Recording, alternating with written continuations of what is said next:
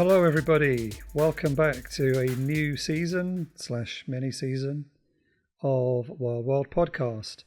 I am on one side of the world, my name is Adrian Smith, and over on the other side of the world is Rod Barnett. Hello everyone. By the miracles of modern technology and thousands of miles of wires, as Vince Rotolo used to say, yes, we're still managing to make this work. Yes, no matter where you go, I will seek you out. Mm-hmm. So yeah, I won't bore everybody, but I'm in Beijing, and it's pretty mental. I'm wondering what planet you would be on if somehow telling people that you are now in Beijing would not immediately ask questions of every person listening to this. I mean, what?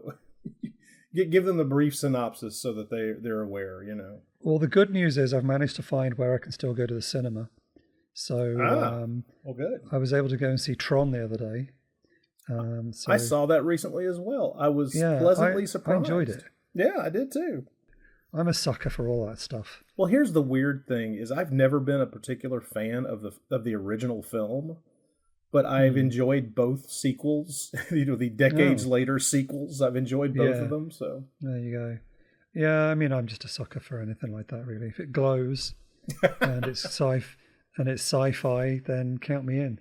I have to say that one of the more satisfying things for me as a driver in a metropolitan area here in the United States were all the scenes of those giant Tron vehicles just plowing through all those cars on those city streets. I was like, yes, go. Yeah. Well, living in Beijing is kind of like living in Blade Runner. Oh. It's very futuristic. There's, I've been into public toilets that look like Tron, and there's a robot. I saw a coffee machine yesterday that was a robot making your coffee. It's pretty high tech in a lot of ways, and there are driverless cars now here, and it's just I'm still getting used to it, but it's pretty nuts. But anyway, all right. Yeah. So, but we're not here to talk about that. No. There's a couple of things to catch up on before we crack on, but I think we first of all need to talk about Spanish horror films and this new box set from Severin that you are involved in. Do you want to tell people about that? You're absolutely right. I had completely forgotten that. We should probably mention that. That should tell you exactly just how frantic my life continues to be. Mm-hmm. Yes. Coming out, I believe it'll be shipping in January.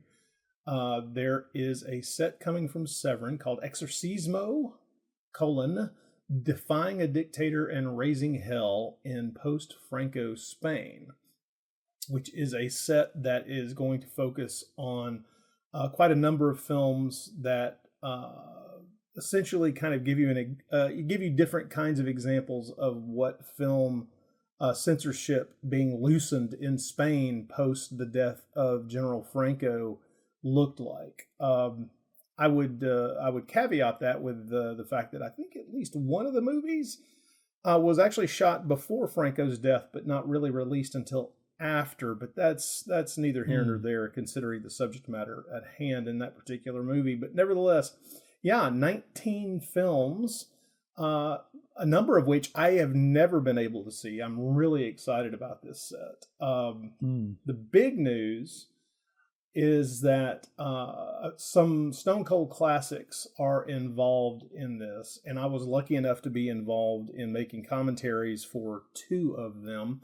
First of all, the one that most everyone who is aware of Spanish horror has been waiting for an edition of on Blu-ray for years is finally coming out. The film A Bell from Hell, which is an exceptional movie. And I was lucky enough to be able to put together a commentary track with Robert Monell, and it is a great movie, truly phenomenal. And I cannot wait for more people to be able to see it as it becomes more easily viewable here in the States. It's just it's been a long time since the DVD of it that was put out about 20 years ago has been out of print and nearly unfindable. But I mean, I've never seen it. I've never seen any of the films in this box set. oh man, I'd you've never even got heard of you've most got of some them. great viewing in front of you. There's some amazing Yeah. stuff in this set. Yeah, yeah. The other film that I was able to be involved in was the film that it does have Paul Naschy in it, but he's not a writer or director. He's just an actor in the film. He's got a not really a supporting role. It's an important role, but he's not one of the creators of the film. But it's called The People Who Own the Dark, and it's kind of a combination of Day of the Triffids and Night of the Living Dead, and it's absolutely it's brilliant. And the version of the film that is going to be on the Blu-ray is the uncut version. It's absolutely fantastic. It's a movie that exists in a couple of different edits, and the longer the edit, the better the film is. Although even shorter cuts have always been quite good. I can recommend also a little known post-apocalyptic film called Creation of the Damned, which also goes under a few other titles, which is quite good. Yeah. A film, a rather interesting film called The House in the Outskirts, which is well, let's just say it approaches talking about abortion and the church and things that are connected to that in the heavily Catholic society that Spain was and still is. Is that the one that they shot it in Franco's own villa or something? No, I know one of them they were talking about. Oh, I don't believe so. There are a couple of films that were crazy. shot in very interesting places around Spain. The more you delve into that, the getting paid money to use your your disused family mansion is something that happened quite a bit, especially in the 1970s. But yeah, the 19 films. I mean, some of the titles, like I say, a number of these I've never been able to see. Sins of a Nympho, Triangle of Lust. There's quite a few of them that I've been looking forward to tracking down eventually. Yes. Just knowing that before this, any edition was going to be pretty ropey as far as quality is concerned. But Severin continues to do just incredible work. The set that they're putting out, not just the 19 films, but a new documentary about these types of films and the period in Spain. 168-page book. It's a heck of a set, and I recommend if you have the slightest bit of curiosity about Spanish exploitation cinema of the post-Franco era, that would be the late 70s, early 80s. This is unmissable and astonishing. Yeah, well, I'm looking forward to buying it in 2 years as part of Severin's 50% off the box set sale. It'll be high on my list. You dog, you. But I can't say anything.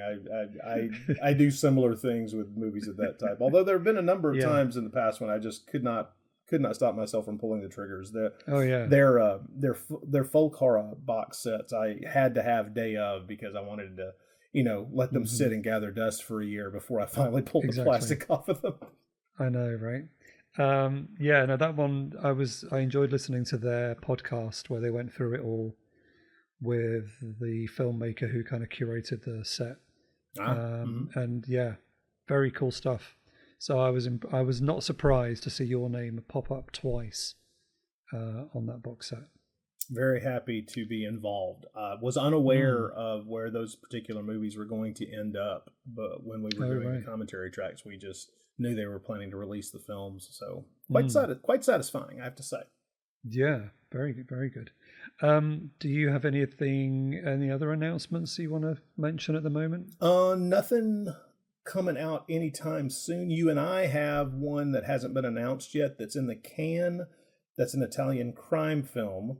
Yeah. Did they announce the other one? I've lost track. Oh Lord, I'm not sure what you mean by the other one. Because we did one in August as well.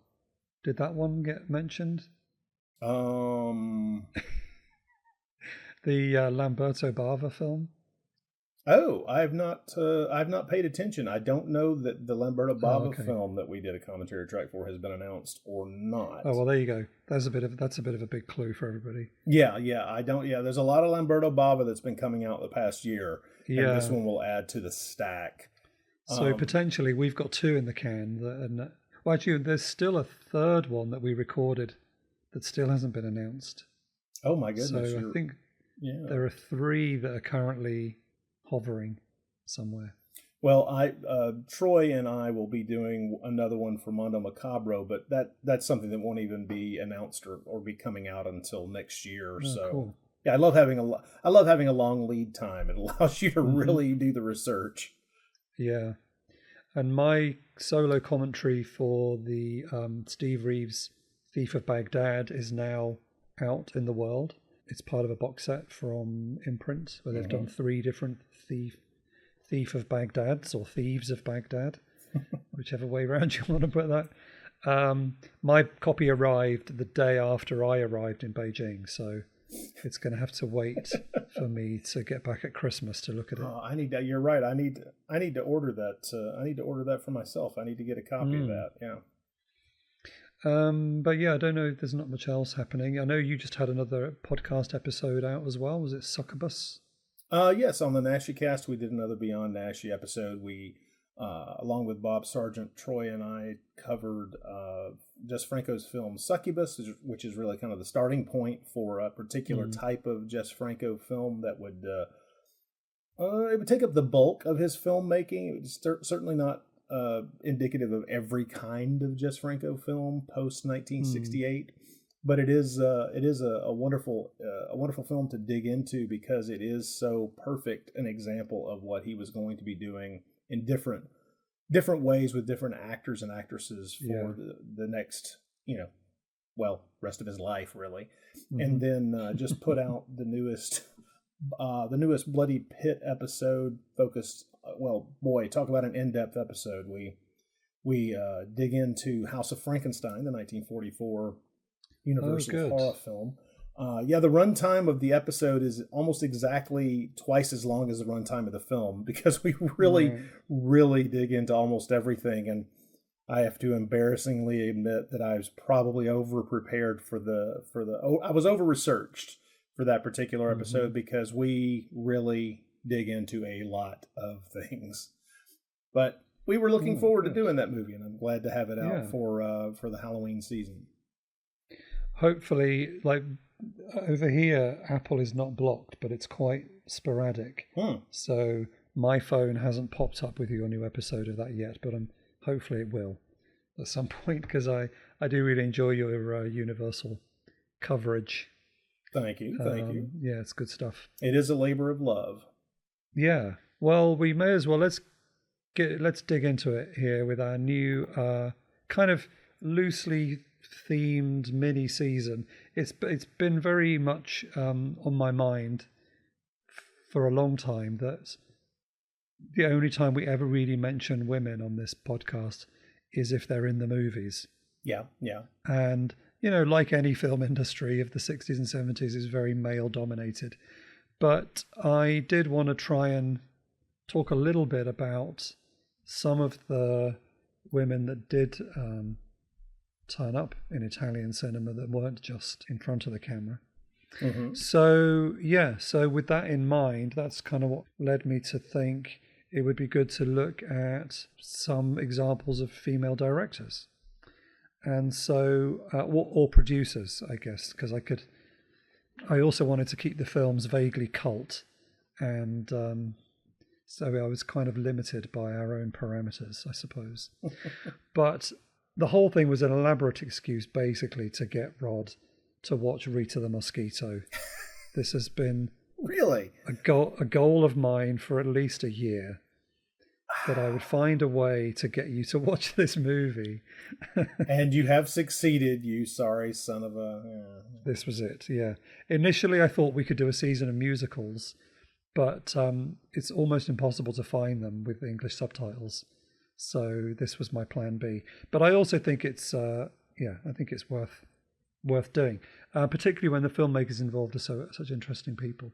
So we're beginning this little mini season by talking about Lina. I don't know. Would you say Wertmüller or Wertmüller? I'm not I'm not sure. 100% sure. I've heard it pronounced in different ways, Yeah, but let's pick one and run with it. exactly. Well, or just float between the two. I don't know. We'll see what happens. Well, yeah, why not? Then we're right and wrong simultaneously. Yes, exactly. We'll be wrong only 50% of the time. Sounds good. Potentially. Yeah, so we are, of course, today, we're going to talk about Rita the Mosquito. Cue the opening theme song.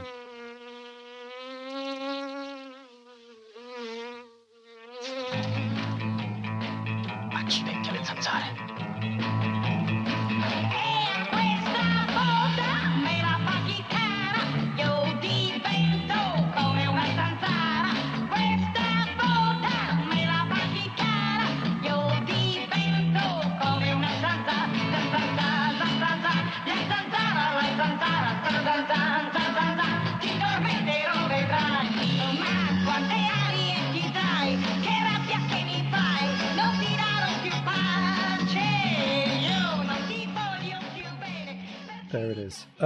Before we get into Rita the Mosquito, what is your sort of history with Lina Wertmüller? Have you seen many of her films? Oh, well, not very many at all of the films that she's directed, but I have definitely seen a good number of movies in which she was involved with the screenplay. I knew of her editing. I mean, I knew of her her directorial career, but I have just never delved into it before.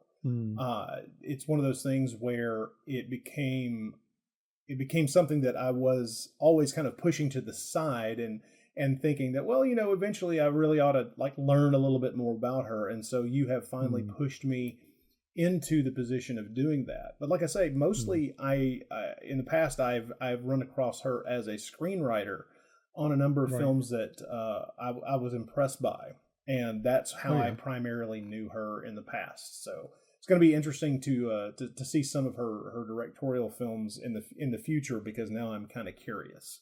Do you want to mention some of the ones that she wrote that you? Oh yeah, well she had a hand in one of my absolute favorite Italian Eurocrime films, Sergio Solima's Violent City, the Charles Bronson film, which is absolutely a brilliant film. I think if you've never seen Violent City, let me highly recommend it. Also, Brother, Sun, Sister Moon, the Franco Zeffirelli film about St. Francis, is absolutely an amazing film. I'm a Zeffirelli fan from way back. Got into Zeffirelli's movies because of his Shakespeare adaptations, of course. Oh yeah, yeah. And I've been well aware, but have not yet seen the films. Is it Campanelle? The films When Women Had Tails and When Women Lost Their Tails films that she was she involved with those? With the screenplays, yes. Yeah, well, we talked about doing a mini season of those, didn't we? Mm-hmm. And if so, we'll be running across her contributions. Often we're talking about films where there are multiple names attached to the screenplay, and so it would be difficult to kind of figure out what anybody's particular contributions to it were. But yeah, she had a hand in those scripts as well. So like I say, I've been aware of her primarily as a screenwriter, at least from my viewing, and getting a sense of how, well, man, both her career credits are both wide and deep. She seems to have been involved in just a zillion different things, and it's kind of impressive to look at the breadth of it. It's something that I should have paid attention to sooner. Let's put it that way. Yeah, I kind of feel similarly. I don't think I've seen any of her sort of famous films, the films that she's known for, like Seven Beauties and no, I haven't. Swept Away and those kinds of movies. And she was the first woman director, or the first woman, I should say, to be nominated for Best Director for Swept Away. But the main thing I know about Swept Away is that it was remade several years ago by Guy Ritchie and starred Madonna. Apparently, it was a poor fit. Yeah. Yeah, I haven't seen that either. So I have seen three of her films, but they are three of the early ones: Rita the Mosquito, its sequel, Don't Sting the Mosquito, and then also her western, The Belle Starr Story. Oh, well, that's true. I've seen the Belle Starr Story. That's got a good Blu-ray over here in the States, and so yeah. And I believe that's the only spaghetti western directed by a woman. That is what I have read. Yeah, I don't know of another. It's great as well. I really like the what's her name? Who's in that? Elsa Martinelli. Yes, Elsa Martinelli. Yeah. She's really cool. There's a great scene where she plays cards with George Eastman, and he kind of bets her that if she loses, she'll go to bed with him. And then she does lose, and he's just sitting there laughing his head off, and she's very coolly smoking a cigarillo and just staring straight at him. And you know that it's not going to end well for him. It's very good. No, it's not. She's really cool. Well, that's one of the things that makes me really intrigued to see more of her movies, because she's an unabashed. She did pass away just a couple of years ago, but she was an unabashed feminist, and I love the attitude that you get from things like the Belle Starr Story, where she's not just centering a female character, but having that female character be very much a take charge kind of person, and that's the kind of thing I'm looking forward to. I mean, just like in Rita the Mosquito here, I mean, it's not a big shock that a film would center on a female protagonist who is really the one pushing everything forward in the story. But the fact that would seem to be something that she kind of leaned into across her career makes me very curious to see more of her stuff. I've been looking at in some interviews that she did later in her life, and she's often been criticized by feminists that some of her work is sexist. And she told, there's an interview in Variety she did in 2018 where she said that I've never gotten along with feminists. while essentially espousing in her life the sentiments of feminists. I mean, I think there's almost always hair splitting and the desire to be holier than thou in any kind of organization of that type. Sure. I mean, why there's, I mean, it's still to this day in almost everything, and you wonder why it can't be easier for people to realize that we're all kind of pushing in the same direction, right? I mean, if we're going to criticize each other, maybe we should do it under the table into each other's ears, so we can kind of learn the reasons why certain things are the way they are. I mean, it's just, let's make it public and make everyone feel like a moron. So it's great. Yeah, but there's a lot of interesting things about her. We haven't got time to go into all of it. I've got her full name here. Do you want me to? I'll give you her full name. It's a long name. Yeah, Arcangela Felice Assunta Wertmüller von Elg Spanol von Braueich. Let's go with Lina. Yeah, which is, funnily enough, Lina is one of the names that's not actually in her name. I know. It's as if Lina was assembled from random letters in all her names. Yeah. Yes. There was a documentary made about her back in 2016 called Behind the White Glasses. She had these iconic white glasses that she always wore. I read somewhere that she'd bought something like 3,000 pairs of these glasses from the same manufacturer. And then that was it. She just wore those for her whole life. And she said in the documentary, I didn't want to go down in history as a socially conscious director. I wanted to go down in history as a director who had fun. Well, I mean, I think she got the right start. I mean, when you're the assistant director to Federico Fellini on La Dolce Vita and 8½, I'm assuming that some of that attitude toward playing with cinema kind of rubs off on you. Mm-hmm. Yeah, exactly. So her first film as director was a kind of Fellini-esque movie called The Lizards, which I haven't seen. I haven't either, but I'm very curious. Yeah. She got into television. She was involved in kind of variety TV, which I think is how she initially met Rita Pavone through television. And then she cast Rita Pavone in a TV show that she made which was adapted from a very popular children's book. It was called Il Giorno, I can't pronounce it, Il Giornalino di Gian Burrasca, which was very popular, and then that led to getting to do the films with Rita, although she had to go under a pseudonym. Did you notice that Rita the Mosquito is directed by George H. Brown? Yeah. Very strange when that popped up on screen when I knew the real name. Yeah, but Lina Wertmüller is credited as being a kind of assistant director for the musical sequences. But, in fact, she just directed the whole movie. So I definitely need to watch more of her 70s movies. Rita the Mosquito was the first film that she did with Giancarlo. Giancarlo right? Gianni. Other way around. Giancarlo Giannini, who she ended up making loads of films with him, particularly the more famous ones in the 70s. So this is the youngest I have ever seen him in my life. Yeah, right. He's like an infant in this damn film. He's in his mid-20s, but I'm so used to seeing him from the 70s, through the 2000s, really. Well, for me, he's just what's his name in Casino Royale. Oh yeah, the Mathis, the character he played in René Mathis. In the first two of the. So I couldn't believe it was the same guy. It's definitely him. Yeah. Yeah. So it's pretty cool to see him at the start of his career having fun doing kind of beat pop, Beatlesy type stuff. Especially in that ridiculous wig that he's in at the beginning. Yeah. Oh, it's so good. Yeah, so he's an important collaborator. I believe they wrote scripts together. They would kind of throw ideas around between them and come up with things. Yeah, they worked together a number of times over the course of their careers. Yeah. I don't know if are there any other films of his that you wanted to? Oh well, first of all, I absolutely adore a lot of his performances in his later films. Like I say, that's what I'm most familiar with.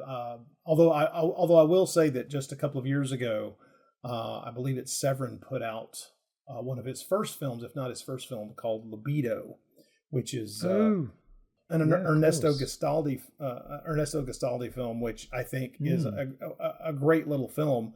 But it's shot in black and white, so it's almost as if my eye was fooled. When we get to a color film like Rita the Mosquito, I'm suddenly like, oh my God, he looks like a baby.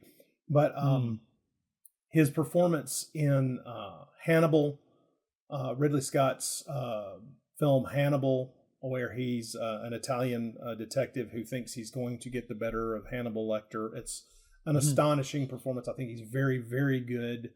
He was actually nominated for several awards for that. Also, the work he did in a film that I'm not that enamored of by Tony Scott, the other brother, called Man on Fire in 2004. Oh, yes. He's quite good in that. Oh man, he was in so many things. Anyway. Oh, he is. Yeah, but he's still working now. He's got so many credits just this year. Oh, I know. It's one of those things where he's. But like I say, I am so used to seeing him as an older man in these films. I mean, Black Belly of the Tarantula in the 70s and things like that. But it becomes this thing where I found myself utterly shocked when he came on screen with his blonde hair, and I thought, "Oh my Lord, is this what he looked like when he was young?" Let's put it this way: sometimes it can be difficult for me to understand why a particular actor was considered sexy or very attractive or eye candy for the ladies, essentially. And he is a case where as soon as he was on screen in this, I suddenly realized why women swooned for him, because he was such a good-looking guy. And it made me realize that I'd been looking at just an older version of this good-looking guy on screen for years in numerous films and not really thinking about why or how the people around him would have been reacting to him because of his looks. And now it all makes sense. Yes. And schoolgirls throwing themselves at him too. I know, man. There's some problematic concepts in this film. That Oh, looking back, 60 years hence. yeah. I found a little interview. I say little, a couple of pages. I found an interview that he did not long after Lina Wertmüller passed away, and where he talks about her. And he was asked what it was like working with her, and he said Lina was a volcano. She knew everything. She knew dance, acting, the camera, lighting, writing, editing. Yeah, she certainly did. I think she's a great director for a musical, Oh yeah, as we see in this film. But yeah, she was clearly very skilled. yeah. We've talked before about how I am not much of a fan of musicals. That has softened over the years for me. So I was more than shocked by my reaction to this film and how much I was enjoying it. I was really, Oh, good. really quite shocked that I Yeah. was. I mean, I'll tell you this. As soon as I saw the running time, there was a groan that could be heard round the world. Because it is only 7 minutes shy of 2 hours, which to my Yeah, mind is far too long for a I film as know. light as this.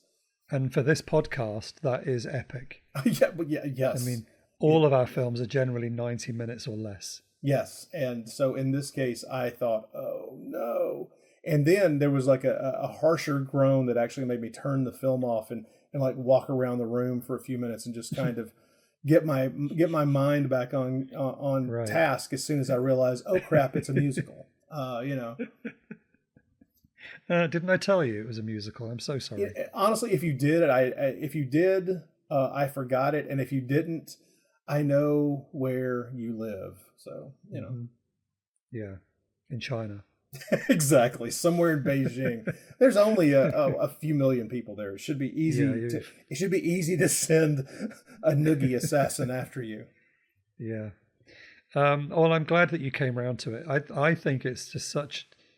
I mean, I'll tell you something. It's much better than its sequel. The sequel is not good, Oh, really? but this, yeah, I'll get to that later. But like Rita Pavone. Then let's get to her. Yeah. She's such a little powerhouse. She owns this film, Hmm. and it's such fun because of her. She really is the engine at the center of it, or the beating heart Yeah. of this thing. She propels everything forward, and not just because the script centers her character. Mhm. She's a ball of energy, man. Oh yeah, she's restless. She doesn't stop moving the Hmm. entire film. And then of course that total classic song at the end that is an absolute banger. Gedja Gedja. There are a number of good films. I mean, a number of good songs in this film, in my Yeah, opinion. but that big dance number at the end that she sings at the contest, Gedja Hmm. Gedj or whatever Yeah. it's called. Gedja Ge. Don't know how to pronounce it. So good. There is a really great. I'll try and put a link in the show notes if I can, although I can't really get on YouTube. But if you if you look for Rita Pavone singing Gedja Gedj on YouTube, there is a really good version of it from Italian TV where she's dancing against this sort of black and white checkerboard set with what looks like about 50 backing dancers. Abbiamo un ritmo che fa così e questo ritmo vuol dire che il mio saluto è o se voi pensate che questo voglia dire ed invece questo ritmo vuol dire It's so good. Like, it's just so fast moving. It's like everything that they tried to parody in Austin Powers about the 60s. But it's her doing it on Italian TV in 1965, and it's just amazing to watch. She's just an absolute ball of energy. I think she's only about 5 foot tall, and it's just amazing. It's really, really good. But yeah, so Rita Pavone, were you familiar with her at all before? Because No. until I found this film, I wasn't in the slightest. Knew nothing about her before, Mm. and now I have to say I am a fan, or at least as much of a fan as someone can be when it's all in a foreign language. She's just too entertaining on screen, man. Yeah. Oh, yeah, she's great. So she was a huge star. So she won a singing contest. I've been doing a bit of digging to find out a bit more about her. She won a singing contest when she was 17 that was actually organized by, where is it? I'm just looking for the right thing here. Yeah, so she won this singing contest in 1962 called First Rally of the Unknowns, which probably sounded better in Italian. Probably. And so she was only 17, and the organizer of the contest was Teddy Reno, who plays himself in the movie as the guy who organizes the contest at the end of the film. Okay. Which, I mean, okay, I don't think it's going to spoil anything to say she wins a singing contest. I mean, you can kind of see where it's going. Yeah, there are a number of things that once the film gets going, you already know exactly how they're going to play out. You just haven't seen the details yet. Yeah, so Teddy Reno plays himself in the movie, and he organized the contest that she won back in 1962, and she became just this huge star in Italy. She sold initially like 300,000 singles, and then went on to sell about 3 million records in her first couple of years. She ended up going to America. She appeared on the Ed Sullivan Show. She appeared on, she was popular in Germany as well. She had an interesting look, so which we see in this movie. She was quite, I guess what we would call it now, gender fluid. Yeah. She wears her hair short. Yeah, and which allows her to, that in this film it allows her to play around with wigs a lot, which is fun. But we're always aware that she's in a wig for a particular purpose. You're right. I hadn't really thought about that aspect of it, but I do wonder how that played into her perception in Italian culture. Well, she apparently said in an interview that lots of girls who watched her, particularly in the show that she did, Il Giornalino di Gian Borrasca, she got a lot of fan mail from girls who were in love with her. Really? Yeah. Well, that's interesting. That's cool. Yeah. In this film, there's a scene where she dresses up as a boy. Yeah. And then she like goes around saying how all the girls love her, and she's like smacking girls on the bum. Yes. And there's another sequence where she dresses as Charlie Chaplin. Like she's quite. But boy, was there ever a more out of the blue who thought to inject this into this film scene than the Charlie Chaplin sequence? I mean, it's very entertaining. Don't get me wrong, but it's one of those things where you can almost hear the screaming from the script. We need to get this in because she's done it before. Yeah. We've got 5 minutes to fill. Rita, what have you got? Yeah, really. Well, let's do this. Let's go to the greenhouse and have them somehow magically assemble a Charlie Chaplin little tramp uniform. Yeah. After she's quite brutally physically assaulted another student. Oh yeah, that's true. And like she karate kicks her in the face. Oh, and in the stomach? She kicks her in the stomach? Yeah. But there's definitely a kick to the head at one point. Like that kid would be in hospital. I think so. If they've connected at any rate, yeah. She gets away with it. But yeah, so she had this sort of gender fluid, androgynous kind of look, which is really interesting for the time. She was not conventionally a sort of conventionally beautiful pop star. No. But she was this big star, and she didn't quite break it in America in the way that I think they hoped. I read somewhere, what was the other show she went on? These sounded like typical American TV shows that I've never heard of. Well, she was in so many TV series. I mean, just doing bits where I'm assuming she's coming on to sing a song or to perform in a sketch or something of that nature. As well as the Ed Sullivan Show, she appeared on the Hullabaloo and Shindig shows. Yeah, which are kind of legendary if you think about pop history. If you know anything about them, they're known. So okay. But the Yeah, but the I'm thing, not familiar with either of those. well,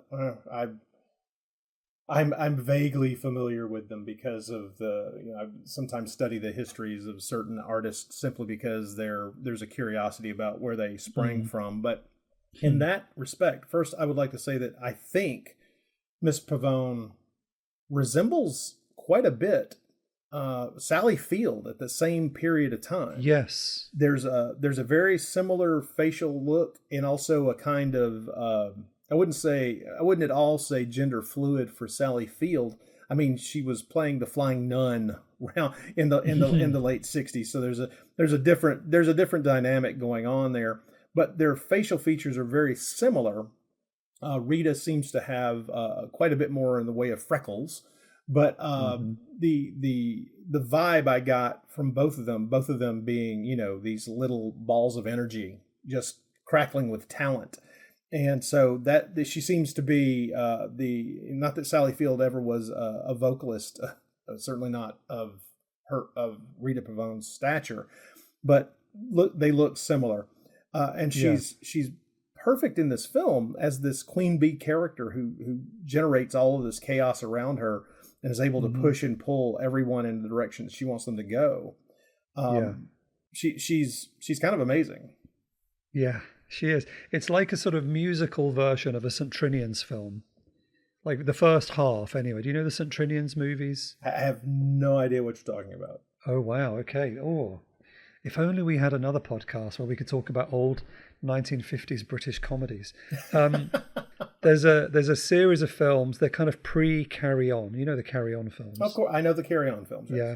So pre-Carry On, there was a series of films called the St. Trinian's films about these wicked girls.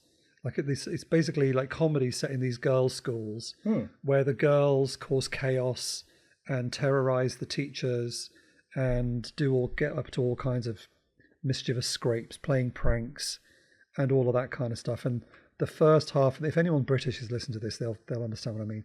The first half of this movie plays out like a St. Trinian's film, but then the second half turns into a proper kind of pop movie, I guess. But, yeah. I mean, it follows. Yeah. It follows. Well, this is going to sound like I'm damning it, but I'm not. I really am not trying to. It follows exactly the plot lines that you would expect once you've established what kind of movie it is. I mean, there's nothing shocking about the direction of the story. It's just the details that are entertaining to one degree or another. Yeah. But just to quickly finish off talking about Rita Pavone, she when she was in America, she played at Carnegie Hall, and she even met Elvis in Nashville at the RCA studios. So you're saying that Elvis met a cute little Italian girl? I'm really shocked. I know, yeah. But what's really funny and a bit of a twist, I didn't realize this I didn't know this till I read it just today. In 1968, so basically she didn't really hit big in America because the Beatles came along and kind of took all the attention away. So she went back to America and just carried on acting and singing. But in 1968, she got married to Teddy Reno. So the guy that discovered her when she won the competition in 1962. And then Teddy Reno appears in this movie and the sequel, Don't Sting the Mosquito. And then a couple of years after that, they got married when she was 23 and he was about 43. God, so there was a bit of drama. Was he a Svengali in her life? Yeah, I don't know. Yeah, I don't know. I mean, they stayed married forever. Like, it didn't all fall apart a few years later in lots of controversy. Oh, well, that's good. So, yeah. And ended up living in Switzerland. And it's interesting, the sequel is kind of on the Swiss-Italy border, so I'm not sure if she had any connection with Switzerland. But anyway, in Rita the Mosquito, I think we're in Naples. We're around that sort of area, I believe.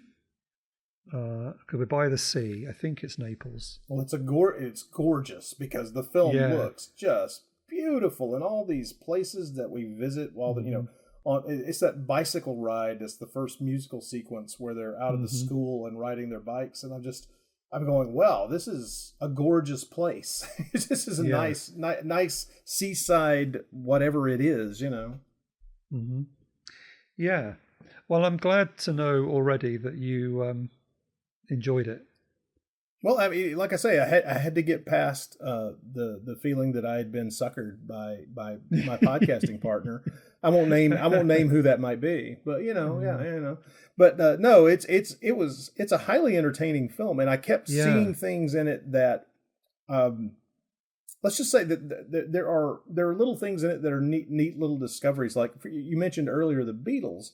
Well, when we see the Yee Yee band, the band that Giancarlo Gianni's a part of. Oh yeah, they what are they called again? I've forgotten their name. It's not the Rockets, is it? No, it's not the Planets. The Planets. Oh, that's true. Because there's a film called Rita the American Girl, which Rita was in before this one, which is actually not very good. It's a Toto comedy, and there's a band in there. It's a very similar plot, but there's a band in there called the Rockets, who were a real British beat combo. Oh well, at any rate, when we first see the first several performances of that band with Giancarlo Gianni, the way the place they're in really reminded me of photographs I've seen of the early performances of the Beatles in that German nightclub, the Cavern. Yes. Oh well, the Cavern was in Liverpool. Oh well, wait a minute. Maybe I'm thinking of something else. Well, they played in Hamburg as well. They played in those kinds of clubs. Okay. In Hamburg, and then they went back to the Cavern Club in Liverpool. But yeah, clearly I'm putting certain images in the wrong physical location. Then no, they all look similar. Yeah. Well, yeah, I'm just wondering if they were intentionally making sure that in this film they were kind of copying that look. Yeah, definitely. Because again, in the other film, Rita the American Girl, she meets a singer in a beat combo that play in a kind of basement cavern type thing. So yeah, none of this is a coincidence. I have to say that also I have to say that this film has now put the term yee into my vocabulary. And and I cannot extract it. For those who are curious, yee is I assume it was initially a derogatory term to talk about essentially pop music. The burgeoning rock and roll stuff. Yeah. Yeah, it's because of the yeah all the time. Right. But it's a proper thing now. It's a proper term for European pop music of the 60s, especially French. If you search for French yee singers, you find loads of great stuff like Brigitte Bardot and all kinds of people. Well, I mean, it's fascinating stuff. I love that kind of music in the first place, and it's not. Yeah. It's just that I was never aware of this, French derived term that seems to have been kind of very common in Europe. It's just something I'd never heard before in my life. Oh, right. Yeah. Exactly. I was waiting for you to. You can find playlists on whatever your music streaming service is. If you look up yeah, you'll find some good stuff. But yeah, that's kind of what it's referred to here. But it's all very mid-60s Beatlesy type stuff. Yeah, it's pop rock stuff. It's exactly what you would expect if you're aware of what the Beatles sounded like on their first 3 or 4 albums. Yeah. Shall we go briefly into the plot? Sure. This film, although I found lots of information about Rita Pavone, I couldn't find any contemporary reviews of this film at all. Oh wow! In America or in Italy or anywhere. Well, I don't know. I mean, do we even know if this showed up in the States? I don't know. I don't think so. All I can find is the Italian release, but I couldn't find any evidence of any reviews. I did find the censorship information. So I've got a plot summary that we can use from the original censor's report, which I managed to translate. So it definitely got released, and it must have been a hit because they made a sequel. Yeah, well, it was definitely a hit. Let's be clear. Yeah. But I just couldn't find any reviews. But again, I am also working under slightly restricted internet here, so there might be some. I just couldn't find one. Yeah, but there's very little written about this anywhere. I found one blog post about it on a German blog that I've referenced on here before, italocinema.de, which has a lot of good obscure stuff covered, including this film. But yeah, there's not much out there about this movie, which really, and like we say this all the time, don't we? But I would love more people to know about this film. That's, again, another reason why I wanted to talk about it today. Because when I first saw this, I was putting together some research about Lina Wertmüller for something I was doing at a film festival last year. And that's how I discovered this movie. And I loved it so much. I thought, well, why isn't everyone talking about this film? And then it just, turns out hardly anyone knows about it. So I would love for more people to see it. I suspect it's just been forgotten. I mean, this was, I think, this strikes me as the type of film that is a massive, massive hit at the time. And it was. I mean, it grossed nearly 1 billion lira, for God's sake. It was huge. Oh, yeah. But it's also one of those things that is very much of the moment. And I think that, 15, 20 years after the fact, maybe there's the occasional television screening, but it's not something I'm assuming that it's just something that sank beneath the waves after its massive effect on whatever was going on at the time. Yeah. It's very much contemporary, down to the fact that it actually draws on real. It's quite similar actually to the story of the film The Yellow Teddy Bears. Are you aware of that film? No. From about 1963. It's a British film made by Compton, one of the early Compton films, The Yellow Teddy Bears. Okay. And it's about a group of schoolgirls who it's discovered are wearing yellow badges, the yellow teddy bear badges, to indicate to each other that they've lost their virginity. Ah. And it turned out to be based on allegedly a true story that had been reported in newspapers in the UK. It's it's quite interesting. Anyway. Well, I mean, there's a tie to a real story in this movie as well. Well, that's what I mean. Yeah. So it's kind of similar here. So it's called Rita the Mosquito because it turns out that in this girls' school, so there is this very exclusive girls' boarding school that teaches only classical music and dance, it seems, and science. I think there's a science teacher. But there is a secret school newsletter which is called La Zanzara, the Mosquito, which writes stories about the teachers and jokes and tips about how to shave your legs and all this kind of stuff. And this is based on a true, apparently quite scandalous thing that happened at the time in Italy, that it was found in this exclusive girls' school that the girls were writing the Mosquito and circulating it amongst themselves. So I thought that was another really funny moment here, that this makes the film even more of the moment. That would be another reason why I would think that it would, certain aspects of it would not age well as far as it's, it being something that would be played and replayed years and years after the fact. Yeah. But I love the fact that it's such a scandal about this thing, the seduction tips of these teenage girls talking about how to get a man to pay attention to them and things of that sort. It's absolutely amusing. It's something that I found very charming. Did you notice that they're hiding their copy of the Mosquito inside an issue of Diabolic? No, I didn't. Oh man, no. Yeah, okay. Yeah. I mean, luckily, there's a fairly decent copy of this out there if you all want to go and see it, which I recommend you do. So, yeah, you can actually tell that it's a copy of Diabolic that she's hiding it in, which is just an extra level of fun. Well, I mean, these girls are reading Diabolic. That, to me, is one of the joys of getting to see this, is how, I mean, it is a very beautiful print. So it's clearly a movie that's been taken care of over the decades, whether or not it remains in the public consciousness or not. It's just absolutely gorgeous, and I have to single out the cinematography because it is beautifully shot. Yes, the fellow's name is Dario De Palma, which sounds like a fake sounds director's made up. name. Sounds like exactly. He's just ramming names together from genre specialists in Italy. But he was responsible. Well, he worked with Lina Wertmüller on a number of films after this as well. But to my mind, his work with Giulio Questi on Death Laid an Egg and Arcana and things of that nature. if you have any idea about what this man was capable of, if you've seen those films, you can get an idea of what I'm talking about. But I just think this film looks beautiful.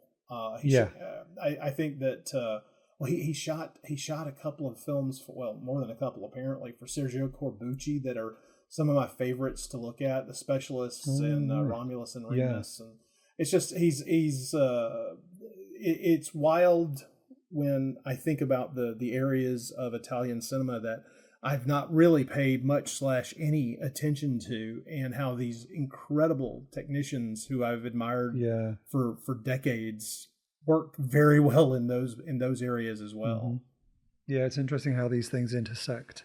Mm-hmm. Yeah, and he also shot the sequel, Don't Sting the Mosquito, and I watched it. I'd been looking forward to watching it because I enjoy this film so much, and it's really not very good. What's the photography is great. What's the difference between this one and that one? It's so colourful, it looks amazing, but the scripting is terrible. Oh. Basically, it just becomes it's quite a broad farce. It turns out that the reason she's at boarding school is because her dad runs a military academy for the Swiss Guard, and her mother is quite eccentric and is constantly feeding doves, and while her dad storms around in his Swiss Guard uniform shouting at everybody, and she ends up going back to the academy and she plays pranks on the soldiers, and Paolo secretly becomes one of the trainees at the academy, and there's just lots of broad farce, and it's really quite poor. Oh, that's a shame. But then it ends in a big song and dance number, which is done entirely in blackface. Oh my. Rita Pavone blacked up for singing and dancing with blacked up dancers. Oh man. It's like a proper black and white minstrel show number for about 15 minutes. Talk it's about not aging shame. well. Yeah. No. And I just think, why she's so good. Why would she make herself unrecognizable? Well, man, that's the thing. I hate to, I don't want this to come off as me defending this type of thing, but man, at the time, it was just thought of as another bit, a weird cul-de-sac of, entertainment expression. It wasn't thought of as it very obviously should have been, which is demeaning and insulting. Well, there was a scene in an episode of Mad Men, a decade and a half ago, pointing out, the ubiquity or the lack of the lack of having a clue about blackface, where one of the main characters to amuse his young fiance, sings a song in blackface to her, and it's one of those things where you're just sitting there going, "Ah, yes, it was a different time, wasn't it?" Oh yeah, really was. But in terms of the cinematography, to go back to what we were saying, it is very colourful. It's a really nice looking film. It's just really not very good. I think this film is much better because it's really focused on their relationship, and it's focused in the school primarily. Whereas the other one just tries to goes off, it becomes the kind of Italian comedy that you don't like, basically.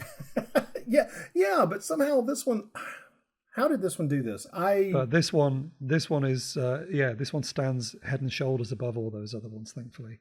I'm kind of impressed by it, I'll admit. I'm not sure if I was I don't know if I was in a weak moment, or if perhaps just really tired.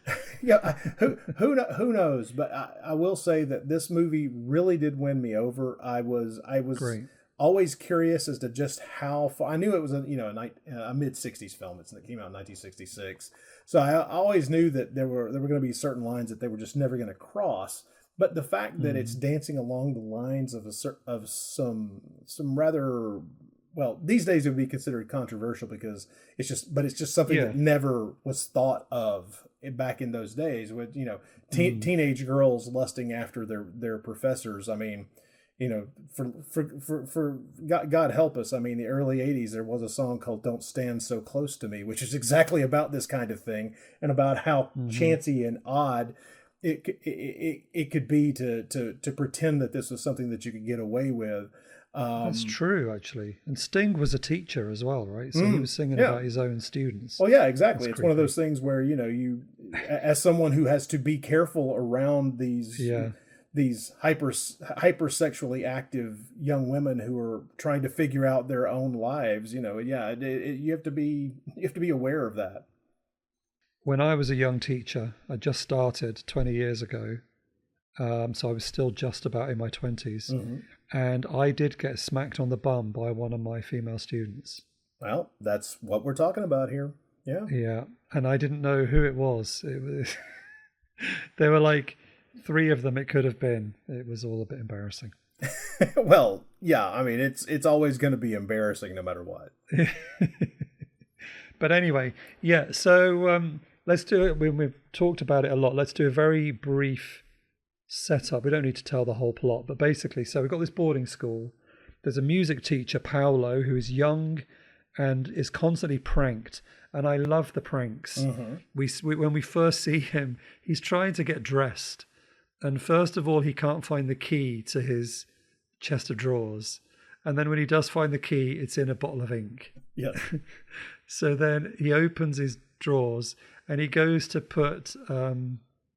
what is it? Oh, he goes to put his socks on and they've been stitched together. So his socks are sewn together. And then he puts his shirt on and the cuffs have been sewn together. Yeah, so I just found that so funny. The physicality was pretty impressive, Yeah. I have to admit. When you're watching, the sleeves thing is what got to me. When he's putting his arms through the sleeves, because you have no way to know that that's what's about to happen, and he suddenly realizes that he can't get his arms through the sleeves of his shirt. I was amused. Yeah. And Paolo, he's the music teacher, but he's always falling asleep in his lessons. And there's a long series of well-known jokes amongst the female students. It's an all-female school. We should point that out. About the fact that he's always falling asleep.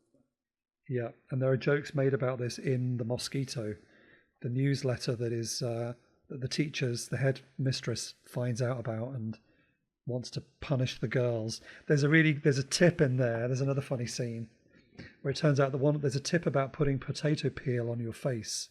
Oh yeah.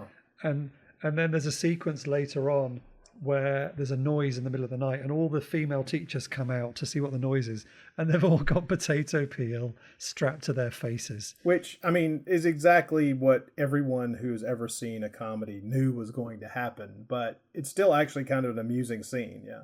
Yeah, it's still very funny.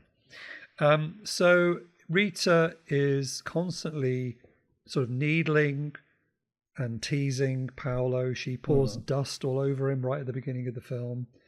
And she breaks into his room to try and find out where he's going every night. She's suspicious that he's doing something at night. And this is where she discovers that he is actually playing in a beat band. And so she disguises herself. She finds a dress and a wig, and she ends up singing and dancing in this club as well. And he is instantly dumps his girlfriend and falls in love with this mysterious girl. In the long blonde wig, yes, I know. Yeah. And so she's the perfect yee girl singing a song, and then she sings and then runs away because she doesn't want him to discover who she is. Right. And this goes on for pretty much the whole movie. She manages to hide this secret. So she's now going out every night to sing in this club, and he's trying to find out who she is. Meanwhile, you've got there's lots of drama with what I like as well. There's a lot of really good characters in the film, like the cook in the kitchen and the porter. There's stuff going on with the headmistress who's still in love with a man from 20 years ago. And Rita makes friends with all these people, but then uses knowledge that she has to sort of blackmail them and get things going to her advantage. It's all really funny stuff. Well, I have to say, the scene where she essentially bluffs the cook into revealing his dark hidden secret about the years ago love affair with the headmistress. I absolutely love that because it comes completely out of the blue. I was already a fan of that particular character, and it's just very well played by the two of them. I just really enjoyed that scene, and it's like, let's just say that in a less well done film, that's the scene that would have had me just turn the damn thing off and refuse to see the rest of it. But I enjoyed it. It was fun. Mm-hmm. Yeah, her secret is to just say, "I know everything." Yeah, and to look very, very, very disgusted by it. I know everything. Yeah, it's really funny. So yeah, just loads of funny stuff happens, and obviously she finds herself falling in love with Paolo, even though she doesn't like him. She's cross with him about stuff. That's just it. I think that's one of the nicer things about this is that it plays very much like these things happen in real life where you're irritated by someone, and at that age, you're really not aware of why you are so drawn to either, to picking on someone, to playing these pranks, to paying so much attention to this person. And over the course of her discoveries about him, she starts to realize, that's what this is. It plays out very effectively in this. It's a delicate balancing act in a story of this type. Yeah. It's very skillfully directed, and clearly Lina Wertmüller has a lot of affection for Rita, and they'd worked together already for a while. And she wrote a lot of the songs as well. She's involved in the songwriting. So the director she's very invested, and I think that really comes off and just makes it work so well, this film. It's a lot of fun. I often I will complain about a musical because the story drops dead in its tracks while we listen to people sing and dance, and that is not something that I felt in this. It's a good. It would be you can describe it in that way, but even though the songs are in Italian, I didn't mind at all because they're entertaining and it's such a visual feast. I just had a great time with it. Yeah, it is. It's really fun. It's got lots of great people around her in the cast. There's a sequence at the end. I looked it up in a place somewhere near Naples called Edenlandia. Yeah, which is an amusement park, which was apparently they began building it in the 1930s, but it was only finished in the 60s. So it probably had only just recently opened. So that's another thing that would have made this film resonate with contemporary audiences in Italy, is that they got to see a bit of Edenlandia with its pirate ships. So that was quite an interesting place to sort of end the movie. It's well played. It is, in my opinion, the main word I would use to describe it is charming. There's some dream sequences as well. Yep. And there's a couple of bits that remind me of, strangely, Clockwork Orange. Did you get any Clockwork Orange vibes? Is it just me? Wow, no. What segments were giving you that? Two things. There's a moment where we're in the basement club and the camera does a kind of tracking through the club, which reminded me of the milk bar scene in Clockwork Orange. And then when Rita and her two friends go to beat up the girl that gave the copy of the Mosquito to the... Yeah. They're all dressed in white and they've got braces and they're like walking along as the three of them.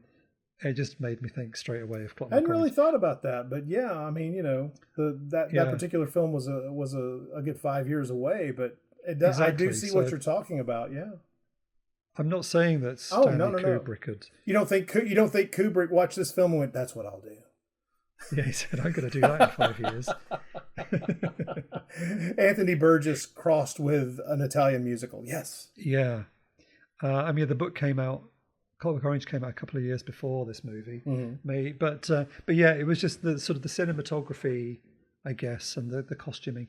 There's another thing as well with this film. Maybe another reason I was so fond of this and the character of Rita is that she reminds me a lot of Sally Smith in Naked You Die, which came out a few years later. Do you know what I'm talking about? The Antonio Margheriti film she's got the same short haircut and the same short hair, same sorts of uniforms as well, particularly the white uniform that they wear here. And she's quite playful in that film. Her character sort of reminds me of Rita in this film. And that may have been I mean, granted that the young, energetic, curious, and precocious schoolgirl is kind of a standard character, but maybe that is a direct influence. I'm not sure. Who knows? But anyway, so yeah, okay. I think we've probably said enough, but it is really fun. Avoid the sequel is my recommendation to you all, unless you really, like me, want to be a completist. But this one is much better. And as we've said at the beginning, like, it's just worth it to see the start of Lina Wertmüller and Giancarlo Giannini's kind of collaborative partnership here. We see it's the start of it here, and then it lasted for, well, decades, I think. Yeah, basically. yeah. I mean, they were still talking, not long before she passed away. She was talking to him about wanting to do another movie with him. Which is crazy. So, yeah. So everybody, I think we can say thumbs up for Rita the Mosquito. Definitely. I against all odds, I loved it. Against your better judgment. Yeah, well, yes, there's that too, yeah. So you can find this movie online. I'm not sure if it's on YouTube. I don't know. I think I got it on, there's a website called Rare Film, which is film with 2 M's. I think that's where I got it. And the sequel was on there too. If you want to watch the Toto film, which is not connected really with these, but you can kind of see it as a prequel. It's called Rita the American Girl.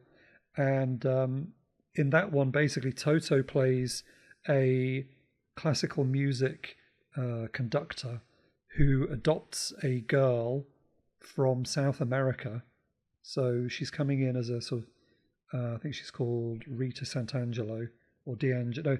No, in this film, she's called Rita Santangelo, I think. Yeah, that's one of the pseudonyms that are thrown out there. And in the Toto film, she's Rita D'Angelo. So and in that film, it does clearly say that she's 18. Oh, so I don't know if we want to see this film as a continuation, then we can say that she got sent to boarding school when she's 18. But the problem, of course, and this touches on what you were talking about, the controversy, because in the sequel, it begins with the two of them, her and Paolo, talking about that they're going to get married. Okay. But he says that because she's a minor, right, he says, because you're a minor, I have to get permission from your father, which suggests that she's 17 if we want to be generous. Yeah, it does. 16 or 17. Like I say, it was a different time. Well, yeah, the legal age for marriage is 16, right? It depends on the country. Sometimes it depends on the area of the country. It's child bride is a frightening concept, but yeah. For a music teacher to run away with a student who's probably 10 years younger than him, some controversy there. But anyway, different times, and it's kind of a musical fantasy. What else are you going to do at the end but fall in love? And in this story, at least, it feels satisfying. Yeah, although it's a bit abrupt, isn't it? Well, I will say there is a dangling thread that I thought it was going to be resolved, like maybe like during the credit sequence or something. Which is essentially the cook's unrequited love for the head mistress. I honestly thought that there was going to be something that played out. Yes, we would like to have seen what happened there. Yeah, I thought they were going to tug on that string, but they did not. Yeah. Oh well, yeah. It just kind of ends with a kiss, and then some fun animated credits or sort of cartoony credits, which are also really nice. With a good song over it, I have to say. I really enjoyed the songs in this, which is a real shock. Yeah, the music is great. Yeah, if you like the yee sort of 60s Euro pop type stuff, then you're going to enjoy this movie. Mm-hmm. I think that's probably it. So next time, it's a bit of a swerve. We're going to head slightly forward. We're staying in the 60s, but towards the end of the 60s. And we're going to talk about the film I Cannibali, or The Year of the Cannibals. Uh-huh. And there's not many laughs in that one, I will say. I haven't watched it yet. I've held myself back, so I'm going to be curious to see how this plays out. Yeah, it's a tone shift from this one. I expected that, yeah. Yeah, which is good. That's what we need. So if anyone else has seen this movie, let us know what you think, or if you watch it on the strength of our recommendation. I'd love to know if, like us, you thought it was great, or if you think we've both been smoking something. Let us know either way. And I think that's probably all there is to say. So thank you everybody for listening. If you are listening, that means I've managed to work out how to publish this, given my slightly restricted internet. So yeah, we're hoping that works. But we'll be back in a couple of weeks, hopefully, with the next one. So in the meantime, check us out on Instagram. Actually, I don't know if I can use Instagram. Oh, good question. Yeah. Oh my. I haven't managed to get it to work. I've got a VPN on my phone, which sometimes works. So hopefully I can post this on Instagram as well. But in the meantime, if you want to get in touch with us, the best thing to do is to email. If you leave, I can't get onto Facebook, so I'm going to have to rely on Rod to promote this on Facebook on my behalf. I will do so. So if you leave any comments on Facebook, then Rod will have to pick up on those. Oh no. Yeah, sorry. Don't forget, we are also part of the Film Stories podcast network, so you can check out other podcasts that they do. We've probably still got t-shirts for sale, but we do. I can't really do much with those. I was sent a suggestion for a design alteration, which I've been unable to do yet, but I'm going to work on that at some point. But in the meantime, there is merch if you want merch. Rod, any last thoughts before I shut up? No, thanks to everyone who's listened to the show, especially considering how underknown and underseen this movie is. Thank you for listening to us talk about it. Yes, we're fulfilling our brief of talking about the films that hardly anyone else talks about. Certainly. But I hope we don't get ourselves so much into an obscure corner that just nobody can be bothered to download it and listen. Well, we'll have to structure it so that we don't always talk about things that no one else is exactly. saying. Yes. Well, we've got a film planned towards the end of this little mini season that will bring everybody back. Probably so. If that hasn't worked with this one. Okay, thanks everybody. Do tell your friends and spread the word. And Rita Pavone, I should say, she is still with us. Yeah. She is still alive and well, and you can find things that she does and interviews with her online and stuff if you want to. And also you can find her albums streaming online. Yeah, I mean she's only sold around 50 million records around the world, so yeah, you know. Exactly. So it's worth having a listen. There's a lot of fun sort of 60s cover versions of more famous songs as well as her own material, which are worth hearing. Okay, I'm going to stop talking now, but it's good to be back, and we'll be back again soon. Thanks everyone for listening, and bye for now. Bye everyone.